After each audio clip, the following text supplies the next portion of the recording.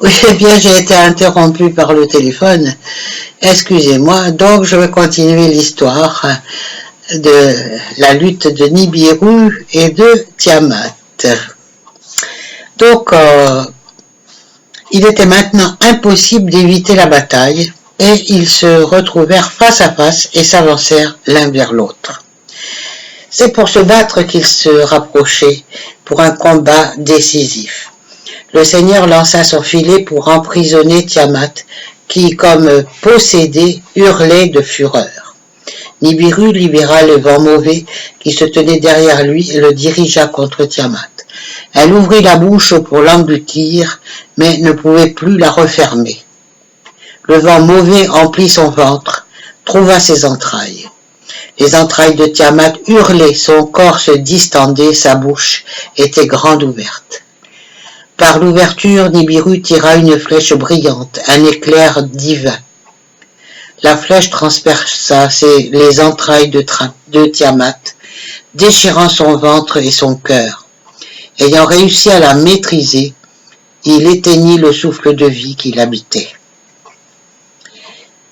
Nibiru étudia le corps sans vie. Tiamat gisait maintenant telle une carcasse égorgée. Aux côtés de leur maîtresse sans vie, les 11 suivants tremblaient, terrifiés. Ils étaient pris dans le filet de Nibiru, incapables de fuir. Kingu, que Tiamat avait fait commandant de son armée, était parmi eux. Le Seigneur le mit au fer, l'enchaîna à sa maîtresse. Il lui ravit les tablettes de la destinée qu'il ne méritait pas, y imprima son propre sceau et les attacha à sa poitrine. Il fit captifs les autres suivants de Tiamat, les piétina et les réduit en pièces. Il les lia à son orbite, les fit voyager à contresens, pour qu'ils tournent autour de lui. Nibiru quitta alors le champ de bataille pour annoncer sa victoire aux dieux. Il tourna autour de l'Apsu, se rendit auprès de Kishar et Anshar. Gaga vint le saluer, puis s'en retourna annoncer la nouvelle aux autres. Nibiru se rendit dans les profondeurs, au-delà d'An et d'Antu. Il réfléchit au sort de Tiamat et de Kingu, puis revint sur ses pas. Il s'approcha de Tiamat, s'arrêta devant son cœur sans vie. Il se préparait à découper ingénieusement le monstre. Il ouvrit en deux, comme une huître, séparant le haut et le bas de son corps. Il découpa ses canaux internes, émerveillé par ses veines dorées. Foulant aux pieds la partie inférieure du corps de Tiamat, il détacha complètement la partie supérieure. Il convoqua son aide, le vent du nord, et lui ordonna de jeter la tête coupée dans le néant. Le vent de Nibiru survola Tiamat, déferla sur les eaux. Nibiru lança un éclair, envoyant un signal au vent du nord. Dans un éclat, la partie supérieure de Tiamat fut transportée vers une région inconnue. Kingu fut exilé avec elle pour tenir compagnie à la partie sectionnée. Nibiru considéra alors la partie intérieure de Tiamat. Il voulait qu'elle témoigne pour toujours de sa victoire, qu'elle marque à tout jamais dans les cieux le lieu du combat. Armé d'une masse, il la tailla en pièces, qu'il lia entre elles pour former le bracelet martelé. Il les condamna à rester ensemble et à servir de gardiens. Un firmament pour séparer les eaux des eaux. Le bracelet, habilement martelé par Nibiru, sépare les eaux supérieures des eaux inférieures. Le Seigneur traversa ensuite les cieux pour en étudier les différentes régions.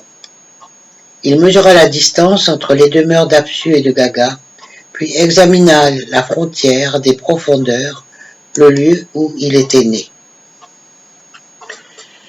Il marqua une pause, hésitant, puis s'en retourna lentement vers le firmament, là où avait eu lieu l'affrontement. Passant à nouveau sur le domaine d'Apsu, il fut assailli de remords à la pensée de sa défunte épouse. Son regard se posa sur ce qu'il restait du corps blessé de Tiamat. La partie supérieure attira son attention. L'eau de vie, le don qu'elle avait reçu, continuait à jaillir de ses blessures. Les rayons d'Apsa faisaient briller ses veines dorées. Nibiru se souvint alors de la graine de vie que son Créateur lui avait confiée. Lorsqu'il avait piétiné Tiamat, lorsqu'il l'avait déchiquetée, il avait dû la lui transmettre. Il s'adresse à Apsu en ces mots. Guérissez ses blessures avec la chaleur de vos rayons. Que la vie surgisse à nouveau dans ce corps brisé. Accueillez une nouvelle fille dans votre famille. Que les eaux se rassemblent en un lieu, que surgisse la terre ferme. Donnons-lui le nom de Ki, en l'honneur de cette terre ferme. Apsu fut sensible aux paroles de Nibiru. Que la terre fasse partie de ma famille, dit-il, qu'elle porte désormais le nom de Ki, terre ferme du dessous. Que sa rotation fasse naître le jour et la nuit. Mes rayons apaiseront sa douleur pendant la journée.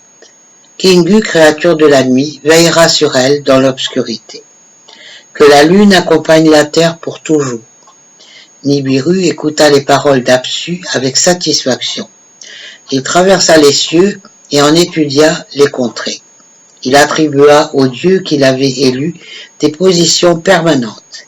Il conçut leur orbite afin qu'elles ne se gênent ni ne s'éloignent les unes des autres. Il renforça les verrous du ciel et construisit des portes des deux côtés. Il choisit pour résidence le lieu le plus éloigné, si éloigné que même Gaga ne pouvait les rejoindre. Il demanda à Apsu de lier cette grande orbite à son destin. De leur poste, les dieux s'exprimèrent. Que la souveraineté de Nibiru n'ait pas de limite. Que le plus rayonnant des dieux devienne le vrai fils du soleil. Depuis sa demeure, Apsu lui donna sa bénédiction. Que Nibiru garde le passage entre les cieux et la terre, qu'il prenne le nom de passage. Que la souveraineté de Nibiru n'ait pas de limite. Les dieux ne doivent jamais franchir la limite entre le dessous et le dessus. Que Nibiru reste au centre, qu'il soit le gardien des dieux, qu'il mette un char pour parcourir son orbite, que telle soit sa destinée. Alors dans le prochain épisode, je raconterai comment le temps des anciens a commencé. Donc on parlera des annales sous le nom d'âge d'or et des missions qui partirent de Nibiru vers la terre en quête de l'or. Voilà, à bientôt. Voilà pour ce soir, mon petit conte est terminé. J'espère que vous allez bien tous et je vous dis à demain. Namasté.